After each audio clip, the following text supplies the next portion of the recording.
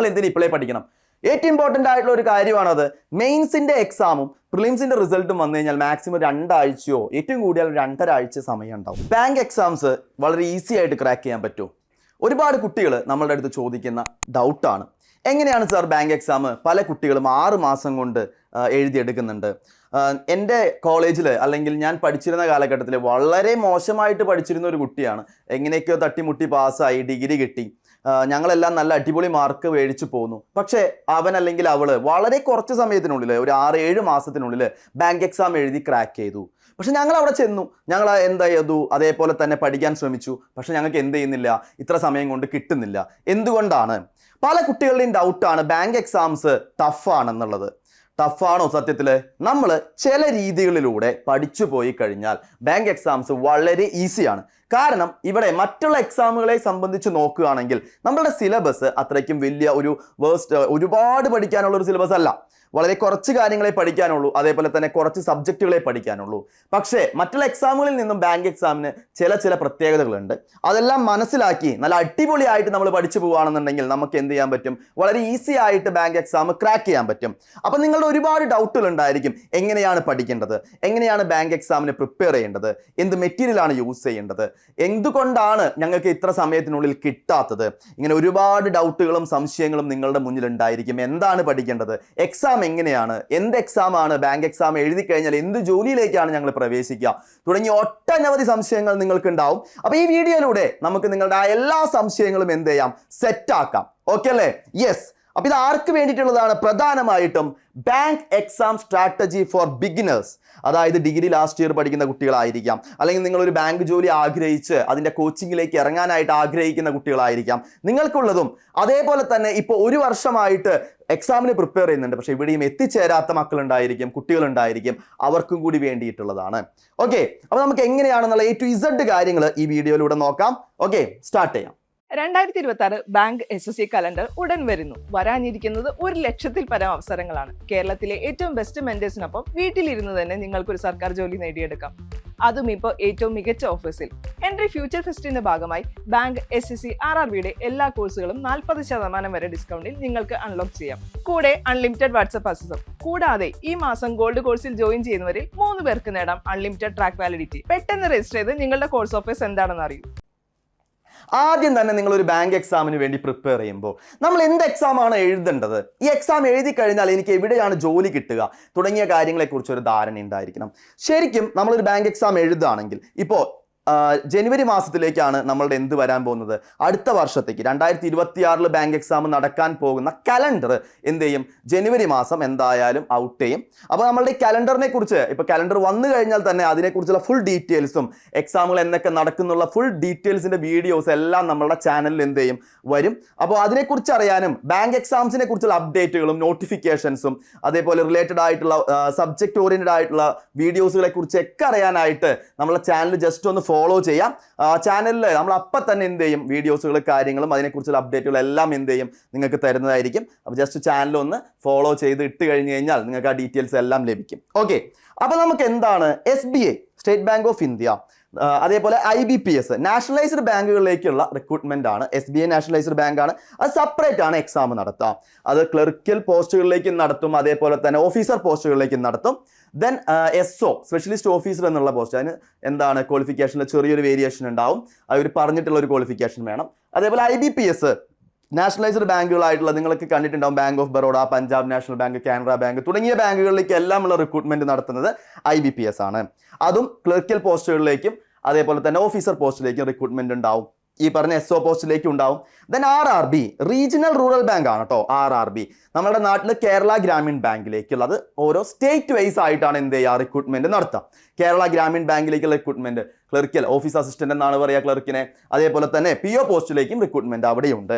അതുകൂടാതെ same syllabus ആണ്. Bank എക്സാമുകളുടെ അതേ സിലബസിൽ തന്നെ നമുക്ക് ഒരുപാട് നാഷണലൈസ്ഡ് ഇൻഷുറൻസ് കമ്പനി ഉണ്ട്. LIC, oriental insurance, new India insurance, national insurance, അതേപോലെ ജനറൽ ഇൻഷുറൻസ് തുടങ്ങിയ ഒട്ടനവധി നാഷണലൈസ്ഡ് ആയിട്ടുള്ള ഗവൺമെന്റ് ഓൺഡ് ഇൻഷുറൻസ് കമ്പനികളിലേക്കുള്ള റിക്രൂട്ട്മെന്റും എന്താണ്? ഈ രീതിയിൽ തന്നെയാണ് നടക്കുക. ഒറ്റ സിലബസ് തന്നെയാണ്. അപ്പോൾ നമുക്ക് ഒരു പഠിത്തത്തിൽ ഇതെല്ലാം കിട്ടും. അത് കൂടാതെ reserve bank of India, SEBI, NABARD, അതേപോലെ ഒട്ടനവധി എക്സാംസ് ഈ ഏരിയയിൽ ഒരു കൊല്ലം വരുന്നുണ്ട്.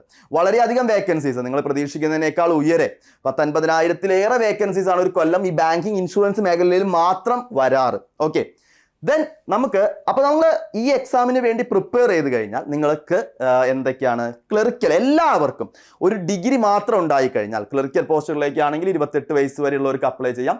ഏജ് റിലാക്സേഷൻസ് കാര്യങ്ങളൊക്കെ അവൈലബിൾ ആയിരിക്കും. അതേപോലെ തന്നെ ഓഫീസർ പോസ്റ്റിലേക്ക് 30 വയസ്സുള്ളവർക്ക് അപ്ലൈ ചെയ്യാം. അവിടെയും ഏജ് റിലാക്സേഷൻസും കാര്യങ്ങളൊക്കെ അവൈലബിൾ ആയിരിക്കും. ക്ലറിക്കൽ പോസ്റ്റുകളിലേക്കും ഓഫീസർ പോസ്റ്റുകളിലേക്കുമാണ് നിങ്ങൾ എന്ത് ചെയ്യാം അപ്ലൈ ചെയ്ത് എക്സാം എഴുതുക. അതാദ്യം നമ്മൾ അറിയണം. അതിനുശേഷം നമ്മൾ എഴുതാൻ പോകുന്ന എക്സാം എത്ര ടയർ ഉണ്ട്, അതായത് ഏതൊക്കെ എക്സാമുകൾ എഴുതി കഴിഞ്ഞാലാണ് നമുക്ക് എന്ത് ചെയ്യാൻ പറ്റുക ജോലിയിലേക്ക് പ്രവേശിക്കുക എന്നുള്ള ഒരു ധാരണ നിങ്ങൾക്ക് ആദ്യം തന്നെ ഉണ്ടായിരിക്കണം. പല കുട്ടികളും എക്സാമിനെ കുറിച്ചൊന്നും അറിയില്ല. കുറേ ആൾക്കാർ ബാങ്ക് എക്സാമിന് പ്രിപ്പയർ ചെയ്യാൻ പോകുന്നു, ചുമ്മാ പോയി ക്ലാസ്സുകളിൽ ഇരുന്നു, ചുമ്മാ എന്തൊക്കെയോ പഠിച്ചു, എന്നാൽ എക്സാമിനെ കുറിച്ചൊരു ധാരണയില്ല. എങ്ങനെയാണ് എക്സാം നടക്കുക, എക്സാമിന്റെ പാറ്റേൺ എന്താണ് പഠിക്കേണ്ടത് തുടങ്ങിയ ഒരു കാര്യം അറിയാണ്ടാണ് ഇറങ്ങിത്തിരിക്കുക.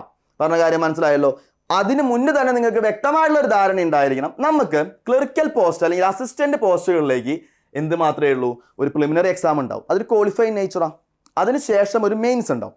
മെയിൻസിലെ മാർക്ക് വെച്ചിട്ടാണ് നമുക്ക് ക്ലറിക്കൽ പോസ്റ്റുകളിലേക്കുള്ള അപ്പോയിൻമെന്റ് നടത്താം. ബട്ട് ഓഫീസർ പോസ്റ്റിലേക്കാണെങ്കിൽ നിങ്ങൾക്ക് ഒരു ഇന്റർവ്യൂ കൂടി ഉണ്ടാവും. മെയിൻസിൽ അപ്പോൾ ചില എക്സാമുകൾക്ക് എന്തുണ്ടാവും, ഡിസ്ക്രിപ്റ്റീവ് ടെസ്റ്റ് ഉണ്ടാവും. അതിനെക്കുറിച്ചൊക്കെ നമുക്ക് വിശദമായിട്ട് പറയാം. അപ്പോൾ ഇന്റർവ്യൂ കൂടി ഉണ്ടാവും ഓഫീസർ പോസ്റ്റുകളിലേക്ക്. അപ്പോൾ ഈ പ്രധാനമായിട്ടും ക്ലറിക്കൽ പോസ്റ്റുകളിലേക്കാണെങ്കിൽ ഒരു പ്രിലിമിനറി എക്സാം ഒരു മെയിൻസും മാത്രമേ ഉള്ളൂ, 2 എക്സാമേ ഉള്ളൂ. ഓഫീസർ പോസ്റ്റുകളിലേക്കാണെങ്കിൽ നമുക്കൊരു ഇന്റർവ്യൂ കൂടി ഉണ്ട്. ഇന്റർവ്യൂവിനെ കുറിച്ച് ഇപ്പോൾ ടെൻഷൻ അടിക്കൊന്നും വേണ്ട. അതേപോലെ ഓഫീസർ പോസ്റ്റുകളിലേക്കുള്ള PO പോസ്റ്റുകളിലേക്കുള്ള ഡിസ്ക്രിപ്റ്റീവ് ടെസ്റ്റിനെ കുറിച്ച് നിങ്ങളിപ്പോൾ ടെൻഷൻ അടിക്കണ്ട. അതെല്ലാം ആ സമയമാവുമ്പോൾ വളരെ ഈസി ആയിട്ട് നിങ്ങൾക്ക് എന്ത് ചെയ്യാൻ പറ്റും, പഠിച്ചെടുക്കാവുന്നതേ ഉള്ളൂ. ക്ലിയർ അല്ലേ? ദെൻ നമുക്ക് കുറേ കാര്യങ്ങൾ മനസ്സിലായി. പ്രിലിംസ് ഉണ്ട്, മെയിൻസ് ഉണ്ട്, 2 എക്സാം ആണുള്ളത്. ഇനി എക്സാമിന് പ്രധാനമായിട്ട് എന്തൊക്കെ കാര്യങ്ങളാണ് പഠിക്കേണ്ടത്? ഇപ്പോൾ നമുക്ക് RRBയിലേക്കും ഇൻഷുറൻസ് മേഖലയിലേക്ക് എല്ലാത്തിലും വരുമ്പോൾ ചെറിയ ചെറിയ വേരിയേഷൻസ് ഉണ്ടാവും. എന്നിരുന്നാൽ കൂടി മെജോറിറ്റി എക്സാമുകൾക്കും നമുക്ക് പ്രിലിംസിന് ചോദിക്കുന്ന ആൾക്കാരാണ് ക്വാണ്ടിറ്റേറ്റീവ് ആപ്റ്റിറ്റ്യൂഡ്, എന്താണ് മാത്സ് ആണ്. അതേപോലെ തന്നെ റീസണിങ്, മെൻ്റൽ എബിലിറ്റി, ഇംഗ്ലീഷ്. ഈ 3 ആൾക്കാരാണ് നമുക്ക് പ്രധാനമായിട്ട് എന്ത് ചെയ്യാനുള്ളത്, പഠിക്കാനുള്ളത്. നിങ്ങൾ +2 ഇപ്പം ചില ആൾക്കാർ പറയും BTech ഉള്ള ആൾക്കാർക്ക് മാത്സ് വളരെ എളുപ്പമാണെന്ന്. അതൊക്കെ തെറ്റിദ്ധാരണയാണ്. കാരണം എന്തുകൊണ്ടാണ്, നമുക്ക് 10ാം ക്ലാസ് ബേസിലുള്ള കാര്യങ്ങൾ മാത്രമേ എന്ത് ചെയ്യുന്നുള്ളൂ ഇവിടെ ചോദിക്കുന്നുള്ളൂ. അതായത് സിമ്പിളായിട്ടുള്ള പെർസെൻറ്റേജ് കാൽക്കുലേഷൻസ്, കാര്യങ്ങൾ കൂട്ടാനും കുറയ്ക്കാനും അത് കുറച്ച് സ്പീഡിൽ ചെയ്യണം. അതിനാണ് നമ്മൾ പ്രാക്ടീസ് ചെയ്യേണ്ടത്. അതല്ലാതെ അവിടെ ഇൻറ്റഗ്രേഷനോ ഡിഫറൻഷിയേഷനോ അങ്ങനത്തെ കാര്യങ്ങളൊന്നും ഇവിടെ ഇല്ല. +2 സയൻസിനോ +1 സയൻസിന് പഠിച്ച കാര്യങ്ങളൊന്നും ഇവിടെ ചോദിക്കുന്നില്ല. അപ് ടു 10ാം ക്ലാസ് വരെയാണ്. ഇംഗ്ലീഷ് ആയാലും അത്ര തന്നെയുള്ളൂ. റീസണിങ് പിന്നെ എല്ലാവർക്കും അറിയുന്ന ഒരു ടോപ്പിക്കാണ്, ജനറൽ ആയിട്ടുള്ളൊരു ടോപ്പിക്കാണ്. ഓക്കെ, അപ്പോൾ ഇത്ര കാര്യങ്ങളാണ് നമുക്ക് പ്രിലിംസിന് വരുന്നത്. മെയിൻസിലേക്ക് വരാണെങ്കിൽ ആദ്യത്തെ 3 ആൾക്കാരിൽ വല്ല വ്യത്യാസം ഉണ്ടോ? ഇല്ല. Quantitative aptitude, reasoning, English. അതിലെ ക്വസ്റ്റ്യൻസിൽ പാറ്റേണിൽ ചെറിയ വ്യത്യാസങ്ങൾ ഉണ്ടാവും. അത് നമുക്കറിയാലോ. മെയിൻസിലേക്ക് വരുമ്പോൾ ക്വസ്റ്റ്യൻ കുറച്ച് ഡിഫിക്കൽട്ടായിട്ട് ഡിഫറെൻറ്റ് ടൈപ്പിലാണ് ചോദിക്കുക.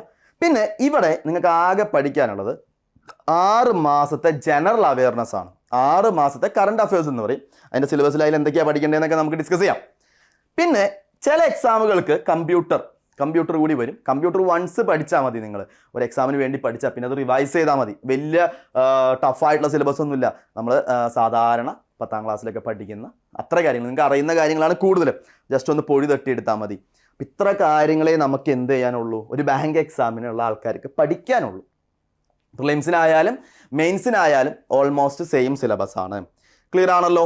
അപ്പോൾ ഇത്ര കാര്യങ്ങളാണ് നമുക്ക് പഠിക്കാനുള്ളത്. ഇനി നമുക്ക് ജസ്റ്റ് എങ്ങനെയാണ് പഠിക്കേണ്ടത് എന്നുള്ളതാണ്. നമുക്ക് എങ്ങനെ പഠിക്കാം? ഇപ്പോൾ ചില ആൾക്കാർക്ക് മാത്സ് കുറച്ച് ഡിഫിക്കൽട്ട് ഉണ്ടാവും. അതിന് വേറെ കാര്യങ്ങളൊന്നുമല്ല. നിങ്ങൾ 10ാം ക്ലാസ്സിന് ശേഷം മാത്സ് കാൽക്കുലേറ്ററിലായിരിക്കും കാര്യങ്ങളൊക്കെ ചെയ്യാം. അപ്പോൾ നമ്മളൊന്ന് പൊടി തട്ടിയെടുക്കണം. നമ്മളുടെ ഉറങ്ങിക്കെടുക്കുന്ന ബ്രെയിൻ സെല്ലുകളെയൊക്കെ ഒന്ന് എന്ത് ചെയ്യണം, ഉഷാറാക്കണം. അപ്പോൾ നിങ്ങൾ ആദ്യം റീസണിങ് വലിയ ബുദ്ധിമുട്ട് ആരും പറയാറില്ല. പസിൽസിലേക്കൊക്കെ വരുമ്പോൾ ചെറിയൊരു ഡിഫിക്കൽട്ടി ഉണ്ടെങ്കിൽ കൂടി റീസണിങ് എല്ലാവർക്കും എളുപ്പമായിരിക്കും. അപ്പോൾ റീസണിങ്ങിൽ ആദ്യം സ്റ്റാർട്ട് ചെയ്യാം. QA പഠിക്കുക. കാരണം ഇപ്പോൾ നമുക്ക് ചില പ്രിലിംസിന്, ഇപ്പോൾ റീജിയണൽ റൂറൽ ബാങ്കിന് റീസണിങ്ങും ക്വാണ്ടിറ്റേറ്റീവ് ആപ്റ്റിറ്റ്യൂഡ് മാത്രമേ ഉണ്ടാവാറുള്ളൂ. ഇംഗ്ലീഷും അതിൻ്റെ ഒപ്പം തന്നെ പഠിക്കണം.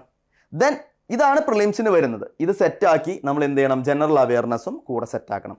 ഇത് നിങ്ങൾ ഡെയിലി തന്നെ പഠിച്ചു പോകേണ്ട കാര്യങ്ങളാണ്. ഡെയിലി തന്നെ. അതല്ലാതെ ഒരാഴ്ച നിങ്ങൾ QAക്ക് മാറ്റി വയ്ക്കുക, ഒരാഴ്ച ഇംഗ്ലീഷിന് മാറ്റി വയ്ക്കുക, അങ്ങനെയല്ല ചെയ്യേണ്ടത്.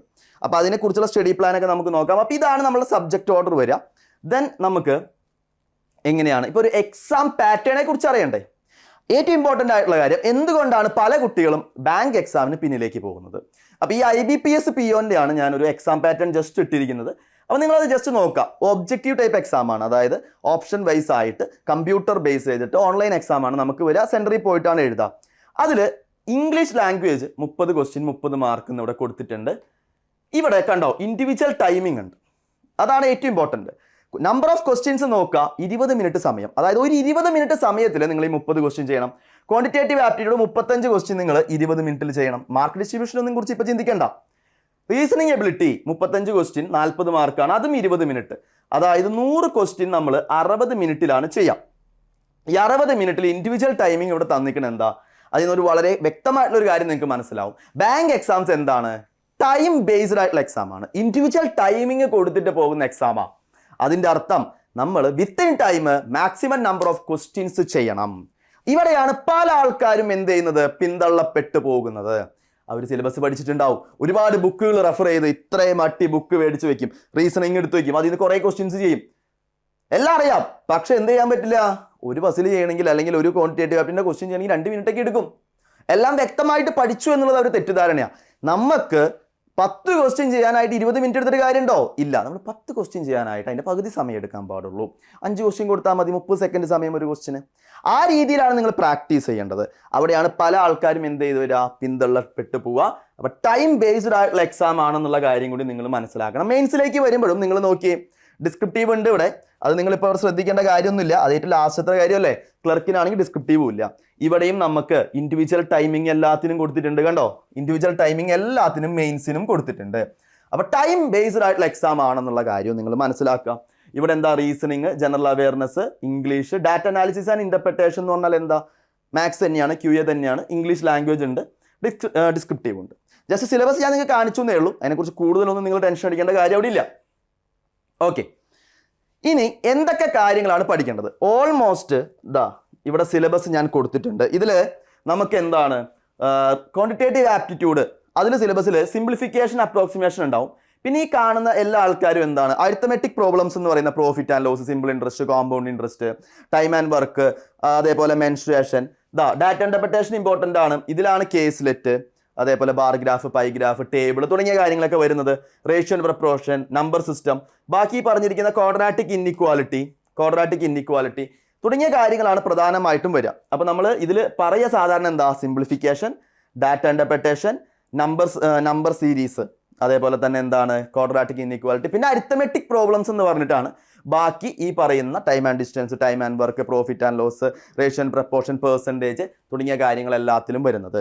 അപ്പോൾ ഡീറ്റെയിൽ ആയിട്ടുള്ള സിലബസിൻ്റെ കാര്യങ്ങളും വീഡിയോസ് ഒക്കെ നമ്മുടെ ചാനലിൽ അവൈലബിൾ ആണ്. ജസ്റ്റ് ഒന്ന് റെഫർ ചെയ്യാം കേട്ടോ. ഞാൻ അതിലേക്ക് കൂടുതൽ ഡീറ്റെയിൽസ് ആയിട്ട് പോകേണ്ട കാര്യമില്ല. അപ്പോൾ ഇത്ര കാര്യങ്ങളാണ് QA പഠിക്കാനുള്ളത്. റീസണിങ്ങിലേക്ക് വരാണെങ്കിൽ ലോജിക്കൽ റീസണിങ് ഉണ്ട്, ആൽഫാന്യൂമറിക് സീരീസ്, പിന്നെ ഡാറ്റ സഫിഷ്യൻസി, ഇന്നിക്വാലിറ്റി, ഇവരാണ് ഏറ്റവും important. Puzzles, seating arrangement, syllogism, blood relation, input output, coding and decoding. ഇപ്പം ചിലപ്പോൾ ആദ്യമായിട്ട് കേൾക്കുന്ന ഒരാൾക്ക് ഇതിനെക്കുറിച്ചൊരു ധാരണ ഉണ്ടാവില്ല. പേടിക്കേണ്ട മക്കളെ, അതെല്ലാവർക്കും അങ്ങനെ തന്നെയാണ്. ആദ്യമായിട്ട് ഒരാൾ കേൾക്കുമ്പോൾ ഇതെന്തൊക്കെയാണ്?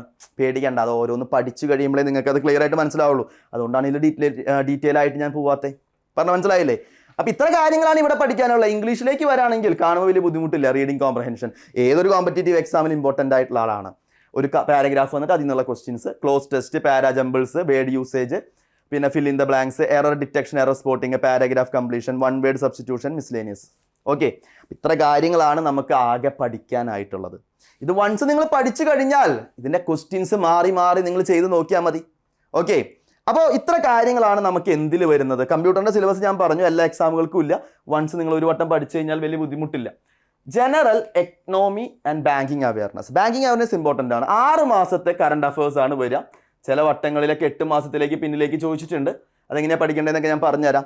Banking awareness, government schemes and policies, RBI circulars, RBI schemes, അതെല്ലാം ഇമ്പോർട്ടൻ്റ് ആണ്. ഫിനാൻഷ്യൽ അവയർനെസ്, പിന്നെ കുറച്ച് സ്റ്റാറ്റിക് GK, അതായത് നമ്മുടെ currencies, capitals, awards and honours, book and authors, national park and sanctuaries etcetera. പിന്നെ നമ്മളുടെ ബാങ്കുകളുടെ ഹെഡ് ഓഫീസുകൾ, അങ്ങനത്തെ കുറച്ച് കാര്യങ്ങളൊക്കെ നമുക്ക് എന്താണ് ഇമ്പോർട്ടൻ്റ് ആയിട്ട് പഠിക്കണം. ഇത് വൺസ് പഠിച്ചാൽ മതി. ഇതാണ് ഈ 6 മാസത്തേൽ. ബാക്കി എന്ത് ചെയ്യാം? മാറി മാറി വരിക. സെറ്റാണല്ലോ. ഇത്രയാണ് ജനറൽ എക്കണോമി ബാങ്കിങ് അവയർനെസ്സിൽ വരുന്നത്. ഓവറോൾ ഐഡിയ കിട്ടി. ഇനിയാണ് ഞാൻ പറയാൻ പോകുന്ന കാര്യം, എങ്ങനെ പഠിക്കണം. എന്തായാലും സിലബസ് നിങ്ങൾക്ക് കവർ ചെയ്യാനായിട്ട് ഒരു 3 മാസം മിനിമം എടുക്കും. ക്വാണ്ടിറ്റേറ്റീവ് ആപ്റ്റിറ്റ്യൂഡ് പഠിക്കണം, റീസണിങ് പഠിക്കണം, ഇംഗ്ലീഷ് പഠിക്കണം. ജനറൽ അവയർനെസ്സിൻ്റെയും ക്ലാസ്സുകളൊക്കെ നിങ്ങൾക്ക് നമ്മളുടെ എൻട്രിയിൽ അവൈലബിൾ ആണ്. ജനറൽ അവയർനെസ് നിങ്ങൾ പഠിക്കേണ്ട കാര്യം വളരെ കൃത്യമായിട്ട് ഞാൻ പറഞ്ഞുതരാം. അതിനേക്കാളും മുന്നേ ക്വാണ്ടിറ്റേറ്റീവ് ആപ്റ്റിറ്റ്യൂഡ്, റീസണിങ്, ഇംഗ്ലീഷ്. അപ്പോൾ നിങ്ങൾക്ക് ഒരു സബ്ജക്റ്റ് നിങ്ങൾ പഠിച്ചു. അപ്പോൾ പക്ക പെർഫെക്റ്റ് ആയിട്ട് ഒരു സബ്ജക്റ്റിൽ ബേസ് ലെവൽ ക്വസ്റ്റ്യൻസ് ഉണ്ടാവും. ആദ്യം ബേസിക് ആയിട്ടുള്ള കാര്യങ്ങൾ പഠിക്കണം. ബേസ് ലെവൽ ക്വസ്റ്റ്യൻസ് ഉണ്ടാവും, മോഡറേറ്റ് ലെവൽ ക്വസ്റ്റ്യൻസ് ഉണ്ടാവും, ഹൈ ലെവൽ ക്വസ്റ്റ്യൻസ് ഉണ്ടാവും. ഇത് നിങ്ങൾ പഠിക്കാം. അതാണ് സിലബസ് ഫുള്ള് കംപ്ലീറ്റ് ചെയ്യാന്ന് പറഞ്ഞാൽ. ഇത് നിങ്ങൾ പഠിക്കുമ്പോൾ കൺവെൻഷണൽ മെത്തേഡുകൾ നിങ്ങൾ പഠിക്കും. പക്ഷെ അത് പോരാ. ക്വാണ്ടിറ്റേറ്റീവ് ആപ്റ്റിറ്റ്യൂഡിലേക്ക് വരാണെങ്കിൽ നമുക്ക് ഷോർട്ട് ട്രിക്കിലാണ് ആൻസറുകൾ കിട്ടുക. മൈൻഡ് കാൽക്കുലേഷൻ, അതേപോലെ കാൽക്കുലേഷൻ സ്പീഡ് നമ്മൾ ഇമ്പ്രൂവ് ചെയ്യണം, ഡെവലപ്പ് ചെയ്യണം. അത് കറക്റ്റ് രീതിയിൽ പഠിച്ചു പോകണം. വിത്തിൻ ടൈം നമ്മൾ എന്ത് ചെയ്യണം, ആ ക്വസ്റ്റ്യൻസ് എല്ലാം സോൾവ് ചെയ്യാനുള്ള രീതിയിൽ പഠിച്ചു പോവുക. അപ്പോൾ നിങ്ങൾക്ക് മൊത്തം സിലബസ് നിങ്ങളൊന്ന് സെറ്റ് ആവാനായിട്ട് 3 മാസം എടുക്കും. അത് സത്യമാണ്. റീസണിങ്ങും അതേപോലെ തന്നെ പസിൽസ്, സീറ്റിംഗ് അറേഞ്ച്മെന്റ്, സിലോജിസം, ഈ കാര്യങ്ങളെല്ലാം നമ്മൾ പഠിച്ചു പോകുന്നു. ഇംഗ്ലീഷും അതേപോലെ തന്നെ എൻ്റെ കൂടെ പഠിച്ചു പോകുന്നു. ഡെയിലി ഹിന്ദു പേപ്പർ വായിക്കുക, നിങ്ങളുടെ ഇംഗ്ലീഷും ബെറ്റർ ആവും. അതേപോലെ തന്നെ നമ്മളുടെ ജനറൽ അവയർനെസ്സിന് ഒരുപാട് കാര്യങ്ങൾ നമുക്ക് അതിൽ നിന്ന് കിട്ടും. ഡെയിലി GA നമ്മൾ എഴുതി വെച്ച് പോകണം. സോഴ്സുകളൊക്കെ നിങ്ങൾക്ക് അവൈലബിൾ ആയിട്ടുള്ള സോഴ്സിൽ നിന്നൊക്കെ നിങ്ങളുടെ ഡാറ്റാസ് എന്ത് ചെയ്യുക, കളക്ട് ചെയ്തിട്ട് ഡെയിലി ഒരു രാത്രി 10 മണിയാകുമ്പോൾ നിങ്ങൾ ആ GA എഴുതി വെക്കുക. ഞാൻ നേരത്തെ പറഞ്ഞ സിലബസ് ബേസ് ചെയ്തിട്ടുള്ള കാര്യങ്ങൾ എഴുതി വെക്കുക. നിങ്ങൾക്ക് ക്ലാസ്സുകൾ അവൈലബിൾ ആയിട്ടുള്ളതും നോക്കി എല്ലാം സെറ്റ് ചെയ്ത് എഴുതി വെക്കുക. പിറ്റേ ദിവസം കാലത്ത് അതെന്ത് ചെയ്യണം, ഒന്ന് റിവിഷൻ നടത്തണം. ഈ റിവിഷൻ എന്ന് പറഞ്ഞാൽ എല്ലാത്തിനും ആവശ്യമുള്ള കാര്യമാണ്. ഇപ്പോൾ നിങ്ങൾ ക്ലാസ് കേൾക്കുമ്പോൾ, ഷോർട്ട് ട്രിക്ക് കേൾക്കുമ്പോൾ നിങ്ങൾക്ക് വളരെ ഈസി ആയിട്ട് മനസ്സിലാവും. പക്ഷേ അത് 2 മാസം കഴിഞ്ഞിട്ടോ 3 മാസം കഴിഞ്ഞ് എടുത്ത് നോക്കുമ്പോൾ ചിലപ്പോൾ നിങ്ങൾക്ക് മനസ്സിലാവണമെന്നില്ല. അപ്പോൾ നിങ്ങൾ വ്യക്തമായിട്ട് എന്ത് ചെയ്യണം, ഒരു ക്ലാസ് കഴിഞ്ഞ് കഴിഞ്ഞാൽ അല്ലെങ്കിൽ ഒരു സബ്ജക്റ്റ് പഠിച്ചു കഴിഞ്ഞാൽ, ഒരു സബ്ജക്റ്റിൽ ഒരു ടോപ്പിക്ക് പഠിച്ചു കഴിഞ്ഞാൽ അത് വ്യക്തമായിട്ട് നമ്മൾ എന്ത് ചെയ്യുക, എന്താണ് പഠിച്ചത്, ഇതെങ്ങനെയാണ് ഇതിൻ്റെ കാര്യങ്ങൾ വരുന്നത്, ഈ ടൈപ്പിലുള്ള 1-2 ക്വസ്റ്റ്യൻസ് കൂടി മാറ്റി മറിച്ചൊക്കെ ചെയ്ത് നോക്കുക. അവിടെ സെറ്റാക്കി റിവിഷനും കൂടി കഴിഞ്ഞിട്ട് വേണം അത് എന്ത് ചെയ്യാനായിട്ട്, അടച്ചു വെക്കാനായിട്ട്. ഡെയിലി റിവിഷനും നിങ്ങൾ എന്ത് ചെയ്യണം, ടൈം മാറ്റി വെക്കണം. ഒരു ദിവസം ഒരു സബ്ജക്റ്റ് മാത്രമല്ല പഠിക്കേണ്ടത്. റീസണിങ് പഠിക്കണം, ഇംഗ്ലീഷ് പഠിക്കണം, അതേപോലെ എന്ത് ചെയ്യണം, കോണ്ടും പഠിക്കണം, ജനറൽ അവയർനെസ് നിങ്ങൾ എഴുതി വെച്ച് പോകണം. അപ്പോൾ ഡൗട്ട് ഉണ്ടാവും, സാർ ഈ ജനറൽ അവയർനെസ് മെയിൻസിനല്ലേ, ഞങ്ങൾ എന്തിനു ഇപ്പോഴേ പഠിക്കണം? ഏറ്റവും ഇമ്പോർട്ടൻ്റ് ആയിട്ടുള്ള ഒരു കാര്യമാണത്. മെയിൻസിൻ്റെ എക്സാമും പ്രിലിംസിൻ്റെ റിസൾട്ടും വന്നു കഴിഞ്ഞാൽ മാക്സിമം 2 ആഴ്ചയോ ഏറ്റവും കൂടിയാൽ 2.5 ആഴ്ച സമയം ഉണ്ടാവും. ഇതിനിടയിൽ നിങ്ങൾ ഈ 6 മാസത്തെ പഠിക്കണം എന്ന് പറഞ്ഞാൽ എളുപ്പമുള്ള കാര്യമാണോ? അല്ല. അപ്പോൾ നമ്മൾ പഠിക്കുമ്പോൾ നമ്മളുടെ കണ്ടന്റ് വളരെ കുറഞ്ഞു പോകും. മെയിൻസിലേക്ക് വരുമ്പോൾ ജനറൽ അവയർനെസ്സിൻ്റെ മാർക്കാണ് നമുക്ക് ജോലിയിലേക്ക് പ്രവേശിക്കാനുള്ള ഏറ്റവും ഇമ്പോർട്ടൻ്റ് ആയിട്ടുള്ള ആൾ. നമ്മുടെ റാങ്ക് അങ്ങോട്ട് ഉയർന്ന് കുതിക്കും അതിൽ മാക്സിമം മാർക്ക് മേടിച്ചാൽ. അതുകൊണ്ട് നിങ്ങൾ ചെയ്യേണ്ട കാര്യം എന്താ, ജനറൽ അവയർനെസ് നല്ല അടിപൊളിയായിട്ട് പഠിച്ചു തന്നെ പോകണം. ഓക്കെ, ദെൻ നമുക്ക് എങ്ങനെ നിങ്ങൾക്കൊരു ബാങ്ക് എക്സാമിലേക്ക് ഉയരാം, എങ്ങനെ 6 മാസത്തിനുള്ള ഒരു ബാങ്ക് എക്സാം ജോലിയിലേക്ക് നിങ്ങൾ പ്രവേശിക്കുന്ന ആൾക്കാർ ചെയ്യുന്ന കാര്യമാണ്. ഞാൻ നിങ്ങളോട് പറഞ്ഞു 3 മാസത്തിൽ നിങ്ങൾ സിലബസ് മൊത്തം കവർ ചെയ്തു. ഇനിയാണ് നിങ്ങൾ ചെയ്യേണ്ട ഏറ്റവും ഇമ്പോർട്ടൻ്റ് ആയിട്ടുള്ള കാര്യം. ഞാൻ നിങ്ങളോട് പറഞ്ഞു എല്ലാ എക്സാമും ടൈം ബേസ്ഡ് ആണ്, വിത്തിൻ ടൈം ചെയ്യണം. അതിനാണ് സെക്ഷണൽ ടെസ്റ്റ് ഫസ്റ്റ്. ഇപ്പോൾ നിങ്ങളൊരു സിംപ്ലിഫിക്കേഷൻ്റെ 10 ക്വസ്റ്റ്യൻ എടുത്തു, ടൈമർ ഓൺ ആക്കുക, 10 ക്വസ്റ്റ്യൻ അറ്റംപ്റ്റ് ചെയ്യുക. ചിലപ്പോൾ 2 ക്വസ്റ്റ്യനെ ചെയ്യാൻ പറ്റുള്ളൂ, മതി. അങ്ങനെ ഡെയിലി പ്രാക്ടീസ് ചെയ്യുമ്പോൾ നമ്മൾ 10 ക്വസ്റ്റ്യൻ 5 മിനിറ്റ് കൊണ്ട് ചെയ്യുന്ന ഒരു ലെവലെത്തും. അതിങ്ങനെ കണ്ടിന്യൂസ് ചെയ്യണം. നമ്മൾ പ്രാക്ടീസ് മേക്സ് പെർഫെക്റ്റ് എന്ന് പറയുന്ന പോലെ ചെയ്ത് നമ്മൾ എന്ത് ചെയ്യണം, ഉയരണം. അങ്ങനെ ഓരോ സബ്ജക്റ്റ് എടുക്കും. റീസണിങ് എടുക്കുകയാണെങ്കിൽ അതിലൊരു സബ്ജക്റ്റ്, പസിൽസ് ആണെങ്കിൽ സെക്ഷണൽ വൈസ് ക്യൂസ് ചെയ്യുക, ഇംഗ്ലീഷ് സെക്ഷണൽ വൈസ് ക്യൂസ് ചെയ്യുക. അങ്ങനെ എല്ലാത്തിൻ്റെയും സെക്ഷണൽ വൈസ് ക്യൂസുകൾ ചെയ്ത് നമ്മൾ എന്ത് ചെയ്യണം, ടൈമിൽ നമ്മൾ മാക്സിമം നമ്പർ ഓഫ് ക്വസ്റ്റ്യൻസ് ചെയ്യുന്നു എന്ന് ഉറപ്പ് വരുത്തണം. ഏറ്റവും ഇമ്പോർട്ടൻ്റ് ആയിട്ടുള്ള കാര്യമാണ്. അടുത്ത ഒരു 2 മാസം അല്ലെങ്കിൽ 3 മാസം നിങ്ങൾ ചെയ്യേണ്ട ഏറ്റവും ഇമ്പോർട്ടൻ്റ് ആയിട്ടുള്ള കാര്യം. ദെൻ അതിനുശേഷം മാത്രമാണ് നിങ്ങൾ എന്ത് ചെയ്യേണ്ട കാര്യം. നിങ്ങൾ ടൈം ബേസ്ഡ് ഒക്കെ ആയിട്ട് സെറ്റ് ആയിട്ടുണ്ട്, അതേപോലെ തന്നെ എല്ലാ കാര്യങ്ങളും ഓക്കെ ആയതിനു ശേഷം ഫുൾ മോക്ക് ടെസ്റ്റ് ചെയ്യുക. ഫുൾ മോക്ക് എന്ന് പറഞ്ഞാൽ എന്താണ്, എങ്ങനെയാണ് ഫുൾ മോക്ക്? ഇപ്പോൾ ഒരു പ്രിലിംസ് എടുക്കുകയാണെങ്കിൽ 100 ക്വസ്റ്റ്യൻസ് 60 മിനിറ്റിൽ നിങ്ങൾ കറക്റ്റ് അതേപോലെ തന്നെ എങ്ങനെയാണോ എക്സാമിന് ചോദിക്കുന്നത് അതേപോലെ തന്നെ സ്വസ്ഥമായിട്ടിരുന്ന് ആ സമയത്തിനുള്ളിൽ നിങ്ങൾ മോക്ക് ടെസ്റ്റ് ചെയ്യണം. അതിന് മുന്നേ നിങ്ങൾ എന്ത് ചെയ്യണം, ഫുൾ മോക്ക് ചെയ്യുന്നതിനേക്കാളും മുന്നേ നമ്മൾ ഫുൾ സിലബസ് കവർ ചെയ്യണം. ടൈം ബേസ്ഡ് നമ്മൾ പക്ക പെർഫെക്റ്റ് ആവണം. ദെൻ ഫുൾ മോക്ക് ചെയ്ത് എഴുന്നേറ്റ് പോവല്ല ചെയ്യേണ്ടത്. Analysis the every mock. Sectional test ആയാലും ഫുൾ മോക്ക് ആയാലും നിങ്ങൾ അത് അനാലിസിസ് ചെയ്യണം. അനാലിസിസ് ചെയ്യേണ്ടത് എന്തിനാ, നമുക്ക് എവിടെയാണ് നമ്മൾ വീണ് പോകുന്നത്. ഫുൾ മോക്ക് ചെയ്യുകയാണെങ്കിൽ എവിടെയാണ് നിങ്ങൾക്ക് സ്ഥിരമായിട്ട് മാർക്ക് നഷ്ടപ്പെടുന്നതെന്ന് വളരെ കൃത്യമായിട്ട് മനസ്സിലാവും. അത് മനസ്സിലാക്കി നിങ്ങൾ ആ സബ്ജക്റ്റ് എടുത്ത് വീണ്ടും പ്രിപ്പയർ ചെയ്യാം. അതേപോലെ തന്നെ സെക്ഷണൽ ടെസ്റ്റ് ഫസ്റ്റ് നിങ്ങൾ സെക്ഷണൽ ടെസ്റ്റ് ചെയ്യുമ്പോൾ നിങ്ങൾക്ക് അതിനൊട്ടും മാർക്ക് സ്കോർ ചെയ്യാൻ പറ്റുന്നില്ല. അപ്പോൾ നിങ്ങൾ അതിൻ്റെ പ്രശ്നം മനസ്സിലാക്കാം. നിങ്ങളുടെ മെൻറ്റേഴ്സ് ഉണ്ടെങ്കിൽ മെൻറ്റേഴ്സിനോട് ചോദിക്കുക, ഫാക്കൽറ്റീസിനോട് ചോദിക്കുക. അതിനുള്ള സൊല്യൂഷൻസ് കണ്ടെത്തി നിങ്ങൾ എന്ത് ചെയ്യണം, മുന്നോട്ട് നീങ്ങണം. Then analysis every mock. ഇത് പ്രിലിംസ് കഴിഞ്ഞ് കഴിഞ്ഞാൽ നിങ്ങൾ എന്ത് ചെയ്യണം, മെയിൻസിലേക്കുള്ള പ്രിപ്പറേഷനും കൂടെ കൊണ്ടുപോകണം. അഡ്വാൻസ്ഡ് ലെവൽ പ്രിപ്പറേഷനാണ്. പ്രിലിംസ് എല്ലാവരും ക്രാക്ക് ചെയ്യും. ചില ആൾക്കാർക്ക് കാലഡറി വീഴുന്നത് മെയിൻസിനാണ്. അപ്പോൾ നിങ്ങൾ പ്രിലിംസ് പഠിക്കുന്നതിൻ്റെ ഒപ്പം തന്നെ മെയിൻസിൻ്റെ പ്രിപ്പറേഷനും എന്ത് ചെയ്യണം, സൈഡിൽ കൂടെ കൊണ്ടുപോകണം.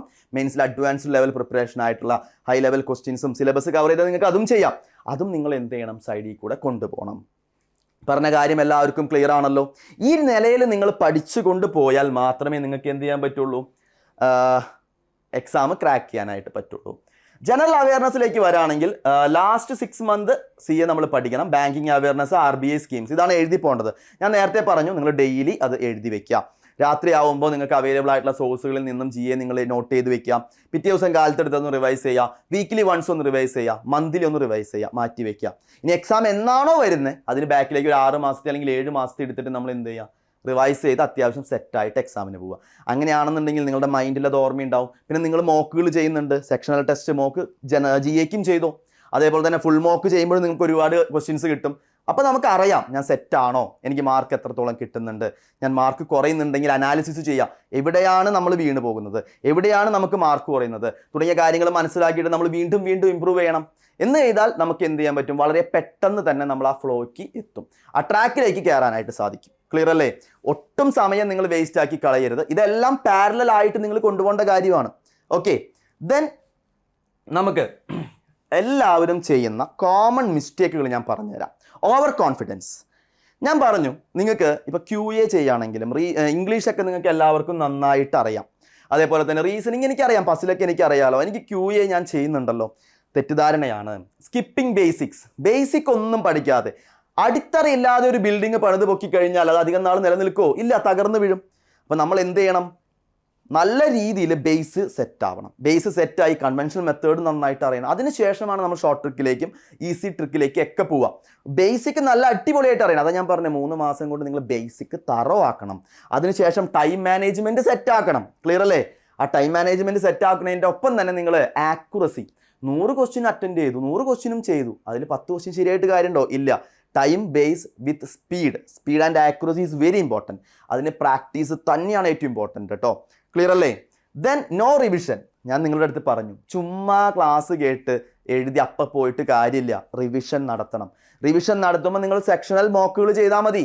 സെക്ഷണൽ മോക്കിനാണ് ഈ റിവിഷൻ എന്ന് പറയുന്നത്, അല്ലേ? അതാണ് നിങ്ങളുടെ റിവിഷൻ. സെക്ഷണൽ മോക്ക് ചെയ്യാം. അപ്പോൾ നമുക്ക് കുറേ ക്വസ്റ്റ്യൻസ് കിട്ടും. എവിടെയാണ് നമുക്ക് മാർക്ക് കുറയുന്നത് നോട്ട് ചെയ്ത് വെക്കുക, അതൊന്നും കൂടി റിവൈസ് ചെയ്ത് പഠിക്കുക. അതല്ലാതെ നമ്മൾ പഠിച്ചു പോയ എല്ലാ ടോപ്പിക്കും വീണ്ടും ഇരുന്ന് എല്ലാം റിവിഷൻ നടത്താൻ പറ്റില്ല. നമ്മൾ കറസ്പോണ്ടിങ് ആയിട്ടുള്ള ടോപ്പിക്കുകൾ റിവൈസ് ചെയ്ത് പോവുക. മോക്കുകൾ ചെയ്യുമ്പോൾ നമുക്ക് മനസ്സിലാവും പ്രോഫിറ്റ് ആൻഡ് ലോസ് എനിക്ക് ബുദ്ധിമുട്ടാണ്, അതൊന്ന് ജസ്റ്റ് പഠിക്കുക. അല്ലെങ്കിൽ ഈ ഒരു ക്വസ്റ്റ്യൻ വന്നപ്പോൾ എനിക്ക് കിട്ടിയില്ല, ആ ക്വസ്റ്റ്യൻ ബേസ് ചെയ്തുള്ളത് പഠിക്കുക. അതിനാണ് കണ്ടിന്യൂസ് നിങ്ങളോട് മോക്ക് ചെയ്യാൻ പറയുന്നത്. ഇനി അവിടെ നിങ്ങൾക്ക് സ്പീഡ് കുറയാണെങ്കിൽ അതിൻ്റെ പർട്ടിക്കുലർ ആയിട്ടുള്ള പ്രോഫിറ്റ് ആൻഡ് ലോസിൻ്റെ സെക്ഷണൽ മോക്ക് എടുത്ത് ചെയ്യാം. അങ്ങനെ നമ്മൾ അത് ഇമ്പ്രൂവ് ചെയ്തു, അത് ടൈം ബേസ് ആയിട്ട് സെറ്റാക്കി വരാം. അതിനാണ് റിവിഷൻ എന്ന് പറയുന്നത്. പിന്നെ ടു മെനി റിസോഴ്സസ്. നമ്മളിൽ വിശ്വസിക്കുക. നിങ്ങളിലാണ് വിശ്വസിക്കേണ്ടത്. ബാങ്ക് കോച്ചിങ്ങിന് പോയിട്ടുള്ള ഒരാളെ വിളിച്ച് ചോദിച്ചു, ഹലോ ഏത് ബുക്കാണ് റെഫർ ചെയ്തത്? അപ്പോൾ ആളൊരു ബുക്ക് പറയും. അപ്പുറത്തെ ആളോട് ചോദിച്ചു, ഹലോ ഏത് ബുക്ക്? അയാൾ വേറെ ബുക്ക് ചെയ്യും. കുറേ ബുക്ക് മേടിക്കും വീട്ടിൽ. ഞാൻ പലപ്പോഴും കണ്ടില്ല, ടേബിളും ഇത്ര ബുക്ക് ഉണ്ടാവും. അപ്പോൾ വീട്ടിൽ വരുന്ന ഒരാൾ ചോദിക്കും, നീ ഇത്രയ്ക്കും ബുക്കുകൾ പഠിച്ചിട്ടും നിനക്ക് ജോലി കിട്ടിയില്ലേ? ഇത്രയ്ക്കും ബുക്കുകൾ മേടിച്ച് വെച്ചിട്ട് എന്താ നിനക്ക് ജോലി കിട്ടാത്തത്? ബുക്കുകളുടെ എണ്ണത്തിൽ യാതൊരു കാര്യമില്ല മക്കളെ. നമുക്ക് ആവശ്യമുള്ള കാര്യം പഠിക്കുക എന്നുള്ളതാണ്. ബുക്കുകളിൽ ഒരുപാട് ക്വസ്റ്റ്യൻ ഉണ്ടാവും, അത് നിങ്ങൾക്ക് എവിടെ നിന്നും അവൈലബിൾ ആണ്. ഇപ്പം ഇഷ്ടം പോലെ സോഴ്സ് നിങ്ങൾക്ക് അവൈലബിൾ ആണ്. അതെങ്ങനെ ചെയ്യുന്നു, ആ ചെയ്യുന്ന രീതി നമ്മളാണ് ചെയ്യുന്നത്. എക്സാമിനിരുന്ന് നമ്മളത് എങ്ങനെ എക്സിക്യൂട്ട് ചെയ്യുന്നു എന്നുള്ള കാര്യമാണ് ഏറ്റവും ഇമ്പോർട്ടൻറ്റ്. ബുക്കുകളിൽ നിന്ന് നിങ്ങൾക്ക് ആകെ കിട്ടാൻ പോകുന്ന എന്താ? ക്വസ്റ്റ്യൻസ് മാത്രമാണ്. ഇംഗ്ലീഷിൻ്റെ ആയാലും ക്വസ്റ്റ്യൻസ് കിട്ടും. അത് നിങ്ങൾ ആ ബുക്ക് വായിച്ചിട്ട് വല്ല കാര്യമുണ്ടോ? ഇല്ല. നമ്മൾ എന്ത് ചെയ്യണം? അത് പഠിക്കണം, ചെയ്ത് പഠിക്കണം. അതുകൊണ്ടാണ് ഞാൻ പറഞ്ഞത് നല്ല ബുക്കുകൾ മാത്രം റെഫർ ചെയ്യുക. അധികമൊന്നും വേണ്ട, 1 2 അതിൽ കൂടുതലൊന്നും ആവശ്യമില്ല. അത് നിങ്ങൾക്ക് ഇപ്പോൾ ബുദ്ധിമുട്ടുള്ളത് ഏതാണെന്ന് വെച്ച് കഴിഞ്ഞാൽ അതിന് നിങ്ങൾ റെഫർ ചെയ്ത് മേടിക്കാം. അതല്ലാതെ ഒരുപാട് ബുക്കുകൾ മാർക്കറ്റിൽ അവൈലബിൾ ആയത് നിങ്ങൾ നെറ്റിൽ സെർച്ച് ചെയ്ത് ഒരുപാട് വീഡിയോസ് കണ്ട് കുറേ ബുക്കുകളൊന്നും മേടിക്കേണ്ട. നിങ്ങൾ വിശ്വസിക്കുക, നിങ്ങൾക്ക് നല്ലൊരു മെൻറ്റർ ഉണ്ടാവുക, നല്ല രീതിയിൽ ക്രാക്ക് ചെയ്ത ആൾക്കാരുടെ ഉപദേശങ്ങൾ മാത്രം എടുക്കുക. ഒരുപാട് ആൾക്കാരുടെ നിന്ന് ഉപദേശങ്ങൾ സ്വീകരിച്ചാലും നമുക്ക് എന്താണ്? ബുദ്ധിമുട്ടാണ്. അത് മനസ്സിലാക്കുക. ദെൻ ഇനി സക്സസ്സിലേക്കുള്ള കുറച്ച് കാര്യങ്ങളാണ്. Consistency is key. അത് തന്നെയാണ് ഏറ്റവും ഇമ്പോർട്ടൻ്റ്. നിങ്ങൾ ഇന്ന് ഒരു മോക്ക് ചെയ്തു, അല്ലെങ്കിൽ ഒരു സെക്ഷണൽ ടെസ്റ്റ് ചെയ്തു. 10 മിനിറ്റിൽ എത്രയാണ്? 5 മിനിറ്റിൽ 10 ക്വസ്റ്റ്യൻ ചെയ്തു. ഞാൻ സെറ്റായി. സാറ് പറഞ്ഞിട്ടുണ്ട് ഇത്ര സമയം കൊണ്ട് ചെയ്താൽ ഓക്കെ ആയി. അവിടെ ബുക്ക് അടച്ച് വെക്കരുത്. നാളെ വീണ്ടും ചെയ്യണം, മറ്റന്നാൾ വീണ്ടും ചെയ്യണം. 10 ക്വസ്റ്റ്യൻ നിങ്ങൾ 2 മിനിറ്റ് ചെയ്യാൻ പറ്റുമോ? അവിടെ നിങ്ങളുടെ വിജയം. ഏറ്റവും കുറവ് സമയം എങ്ങനെ എടുക്കുന്നോ അവിടെയാണ് നമ്മൾ വിജയിക്കുന്നത്. നമുക്ക് ഇന്നതൊന്നുമില്ല. മാക്സിമം ക്വസ്റ്റ്യൻസ് നമ്മൾ ചെയ്യും വിത്ത് സ്പീഡ് ആൻഡ് ആക്യുറസി. തെറ്റാതെ 10 ക്വസ്റ്റ്യനും ഞാൻ കറക്റ്റ് ആക്കും. ആ രീതിയിൽ നിങ്ങൾ എത്താം. എന്ന് വരെ ഇതേപോലെ പ്രാക്ടീസ് ചെയ്യണം. ജോലി കിട്ടുന്നത് വരെ നമ്മൾ പ്രാക്ടീസ് ചെയ്യണം. പറഞ്ഞ കാര്യം മനസ്സിലായോ? കൺസിസ്റ്റൻസി ആണ് ഏറ്റവും ഇമ്പോർട്ടൻറ്റ്. അതേപോലെ തന്നെ ഏറ്റവും ഇമ്പോർട്ടൻ്റ് ആണ് എന്ത്? Average over attempt. 1-2 തെറ്റിക്കോട്ടെ, പക്ഷേ 10 തെറ്റിയാൽ പണിപാളി, നെഗറ്റീവ് മാർക്കിംഗ് ഉണ്ട് അല്ലേ? അതുകൊണ്ട് ചെയ്യുന്ന ക്വസ്റ്റ്യൻസ് എന്ത് ചെയ്യണം? പക്ക പെർഫെക്റ്റ് ആയിരിക്കണം. ഒരു വട്ടമേ ചെയ്യാൻ പാടൂ, കറക്റ്റ് ആൻസർ കിട്ടണം. 2 വട്ടം ചെയ്താൽ നമ്മളുടെ സമയം നഷ്ടപ്പെടല്ലേ? അതുകൊണ്ട് ആക്യുറസി ഓവർ അറ്റംപ്റ്റ് വളരെ ഇമ്പോർട്ടൻ്റ് ആണ്. Practice daily. ഒരു ദിവസം പോലും പ്രാക്ടീസ് ചെയ്യാതിരിക്കരുത്. എന്ന് ജോലിക്ക് കയറുന്നോ, റിസൾട്ട് എന്ന് വരുന്നോ അന്ന് വരെ നിങ്ങൾ എന്ത് ചെയ്യണം? പ്രാക്ടീസ് ചെയ്യണം. പിന്നാക്കം പോവരുത്. പ്രാക്ടീസ് ആണ് ബാങ്കിങ് എക്സാമിൻ്റെ കീ പോയിന്റ്. ക്ലിയർ അല്ലേ പറഞ്ഞത്? എല്ലാവർക്കും ഓക്കെ ആണെന്ന് കരുതുന്നു.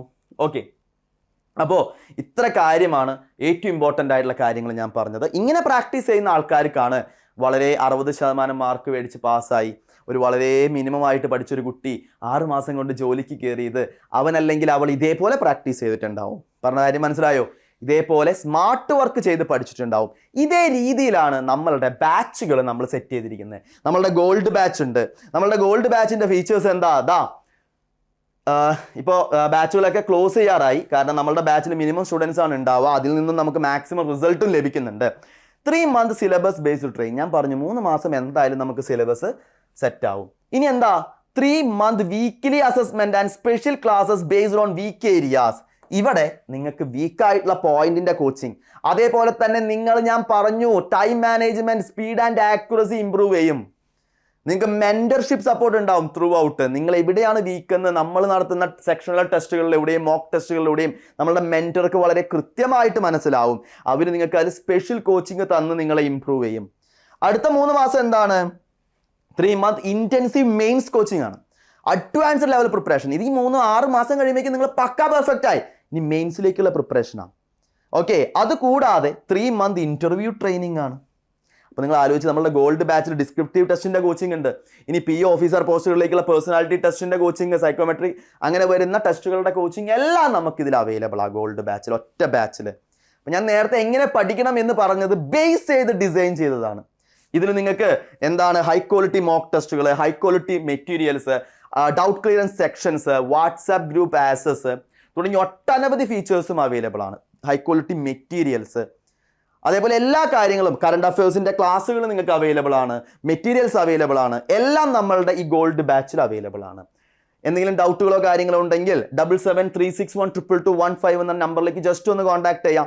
ഇതിൻ്റെ താഴെ ഡിസ്ക്രിപ്ഷൻ ബോക്സിൽ ലിങ്കുകൾ കാര്യങ്ങളുണ്ട്. അത് ജസ്റ്റ് ഒന്ന് ഫില്ല് ചെയ്യാം. അപ്പോൾ നമ്മളുടെ ഗോൾഡ് ബാച്ചിൽ നിന്നാണ് നമുക്ക് മാക്സിമം റിസൾട്ട് കാര്യങ്ങൾ കിട്ടുന്നത്. അധികം വൈകാതെ നമുക്ക് ജനുവരി മാസത്തെ എന്ത് ചെയ്യും? കലണ്ടർ ഔട്ട് ചെയ്യും. അപ്പോൾ പെട്ടെന്ന് തന്നെ ഇപ്പോഴേ പഠിച്ചു തുടങ്ങിയാൽ നോട്ടിഫിക്കേഷൻ വരുന്നതൊന്നും നോക്കിയിരിക്കരുത്. ഇത്ര സമയങ്ങൾ നമുക്ക് എന്തായാലും വേണം. നമ്മൾ നല്ല അടിപൊളിയായിട്ട് പഠിച്ചാലേ നമുക്ക് എന്ത് ചെയ്യാൻ പറ്റുള്ളൂ? ജോലിയിലേക്ക് പ്രവേശിക്കാൻ പറ്റുള്ളൂ. ഇനി നിങ്ങൾക്കൊരു സന്തോഷ വാർത്തയുണ്ട് മക്കളെ. നമുക്ക് ഡിസംബർ 26 10 മണി തൊട്ട് ഡിസംബർ 27 10 മണി വരെ കാലത്ത് 10 AM, ഡിസംബർ 26 10 AM തൊട്ട് ഡിസംബർ 27 10 AM വരെ നമുക്ക് ഒരു ഫ്രീ മോക്ക് സ്കോളർഷിപ്പ് ടെസ്റ്റ് ഉണ്ട്. IBPS PO preliminary exam base ചെയ്തിട്ടുള്ളതാണ്. 100 മാർക്കിന് ഞാൻ നേരത്തെ സിലബസ് കാണിച്ചു തന്നല്ലോ, എക്സാം പാറ്റേൺ 60 മിനിറ്റ് സമയം. അതിൽ നമുക്ക് ആ മോക്ക് ടെസ്റ്റിൽ ഫ്രീ ആയിട്ടാണ് നിങ്ങൾക്ക് ആ മോക്ക് ടെസ്റ്റ്. അതിൽ രജിസ്റ്റർ ചെയ്യാനായിട്ട് താഴെ ലിങ്ക് കാര്യങ്ങളെല്ലാം കൊടുത്തിട്ടുണ്ട്. അതിൽ കയറി എന്ത് ചെയ്യുക? രജിസ്റ്റർ ചെയ്യുക. എന്തെങ്കിലും ഡൗട്ടുകളോ കാര്യങ്ങളോ ഉണ്ടെങ്കിൽ നമ്മുടെ ഫോൺ നമ്പർ ഇവിടെ കൊടുത്തിട്ടുണ്ട്. 7736122215 എന്നുള്ള നമ്പറിലേക്ക് ജസ്റ്റ് ഒന്ന് കോൺടാക്ട് ചെയ്യാം. ഇതിൽ വിന്നർ ആയിട്ടുള്ള ആൾക്ക് എന്താണ്? The winner gets A special reward. അതൊരു സസ്പെൻസാണ്. ആ സ്പെഷ്യൽ റിവാർഡ് ഇതിലെ വിജയിക്ക് ലഭിക്കുന്നതാണ്. ഇത് നമ്മളുടെ ഫ്യൂച്ചർ ഫെസ്റ്റിന്റെ ഭാഗമായിട്ടാണ് നമ്മൾ നടത്തുന്നത്. ഈ മാസത്തോടു കൂടി നമ്മളുടെ ഫ്യൂച്ചർ ഫെസ്റ്റ് അവസാനിക്കും. ഫ്യൂച്ചർ ഫെസ്റ്റിൽ നിങ്ങൾക്ക് അപ് ടു 40% വരെ ഡിസ്കൗണ്ടിൽ നമ്മളെ സെൻട്രൽ ഗവൺമെന്റ് എക്സാമുകളിലേക്കുള്ള കോഴ്സുകളെല്ലാം നിങ്ങൾക്ക് എന്ത് ചെയ്യാം? പർച്ചേസ് ചെയ്യാം. അത് കൂടാതെ നിങ്ങൾക്ക് അൺലിമിറ്റഡ് വാട്സാപ്പ് ആക്സസ് ഉണ്ട്. അതുപോലെ ഗോൾഡ് ബാച്ച് എടുക്കുന്ന 3 പേർക്ക് എന്താണ് അൺലിമിറ്റഡ് ട്രാക്ക് വാലിഡിറ്റിയും നമ്മളുടെ ഫ്യൂച്ചർ ഫെസ്റ്റിന്റെ ഭാഗമായിട്ട് അവൈലബിൾ ആണ്. ഈ മാസം കൂടിയേ ഉള്ളൂ ഇത്രയും വലിയ ഒരു ഓഫർ നിങ്ങൾക്ക് ലഭിക്കുന്നത്. അതുകൊണ്ട് എത്രയും പെട്ടെന്ന് എന്ത് ചെയ്യുക, നിങ്ങളുടെ അഡ്മിഷൻസ് ഒക്കെ എടുക്കുന്നുണ്ടെങ്കിൽ എത്രയും പെട്ടെന്ന് തന്നെ എടുക്കാം. എന്തെങ്കിലും ഡൗട്ടുകളോ കാര്യങ്ങളോ ഉണ്ടെങ്കിൽ നിങ്ങൾക്ക് ഈ നമ്പറിലേക്ക് കോൺടാക്ട് ചെയ്യാം. 7736122215 എന്നുള്ള നമ്പറിലേക്ക്. ക്ലിയർ അല്ലേ? അപ്പോൾ ഞാൻ പറഞ്ഞ കാര്യങ്ങളൊക്കെ എല്ലാവർക്കും മനസ്സിലായിട്ടുണ്ടാവും. ഈ രീതിയിലാണ് നിങ്ങൾ പഠിക്കേണ്ടത്. നിങ്ങൾ സിലബസ് മാത്രം കവർ ചെയ്താൽ പോരാ, നിങ്ങൾ ടൈം മാനേജ്മെൻറ്റ് സെറ്റ് ചെയ്യണം. ടൈം ബേസ് ചെയ്തിട്ട് പഠിച്ചിട്ട് പോയാലാണ് നമുക്ക് വളരെ പെട്ടെന്ന് എന്ത് ചെയ്യാൻ പറ്റുക, എക്സാം ക്രാക്ക് ചെയ്യാൻ പറ്റുക. അതിനിടയിൽ നിങ്ങൾക്ക് പറ്റുന്ന ചെറിയ ചെറിയ മിസ്റ്റേക്കുകളായിരിക്കാം നിങ്ങൾ എന്ത് ചെയ്യുന്നത്, പ്രിലിംസ് കയറാതെയും എന്ത് ചെയ്യുന്നത്, വീണ് പോകുന്നത്. അപ്പോൾ നിങ്ങൾക്ക് പ്രിലിംസിന് സെപ്പറേറ്റ് രീതിയിൽ പഠിക്കണം, മെയിൻസിന് സെപ്പറേറ്റ് രീതിയിൽ പഠിക്കണം. അപ്പോൾ നമ്മളുടെ ബാച്ചുകളൊക്കെ ആ രീതികളിൽ തന്നെയാണ്, വിത്ത് മെൻറ്റർഷിപ്പ് സപ്പോർട്ടാണ് ബാച്ചുകൾ പോകുന്നത്. പറഞ്ഞ കാര്യങ്ങളൊക്കെ എല്ലാവർക്കും ക്ലിയർ ആണെന്ന് കരുതുന്നു. അപ്പോൾ ഈ രീതിയിലൊന്ന് പഠിച്ചു നോക്കിയേ, നിങ്ങൾക്ക് വിത്തിൻ 6 months അല്ലെങ്കിൽ ഒരു 7 month 8 months നിങ്ങൾക്ക് എന്ത് ചെയ്യാൻ പറ്റും, ജോലിയിലേക്ക് കയറാൻ പറ്റും. ഇന്റർവ്യൂവിനെ കുറിച്ചൊന്നും ആദ്യം ചിന്തിക്കേണ്ട, ആദ്യം പ്രിലിമിനറി എക്സാമും മെയിൻസിനെ കുറിച്ച് മാത്രം ചിന്തിക്കുക. അതിനുള്ള കാര്യങ്ങളാണ് പറഞ്ഞു തന്നത്. ഇന്റർവ്യൂ ഒക്കെ അതിന്റെ സൈഡിൽ കൂടെ നമ്മൾ എന്ത് ചെയ്യും, സെറ്റായിട്ട് പോയിക്കോളും. അപ്പോൾ എല്ലാവരും നല്ല അടിപൊളിയായിട്ടിരുന്ന് പഠിക്കുക. 2026 അവസരങ്ങളുടെ ഘോഷയാത്രയാണ് വരുന്നത്, പെരുമഴയാണ് നിങ്ങളുടെ മുന്നിൽ വരുന്നത്. അപ്പോൾ എല്ലാവരും അതിനായിട്ട് അടിപൊളിയായിട്ട് പ്രിപ്പയർ ചെയ്യാം. അപ്പോൾ എല്ലാവർക്കും all the very best. Thank you.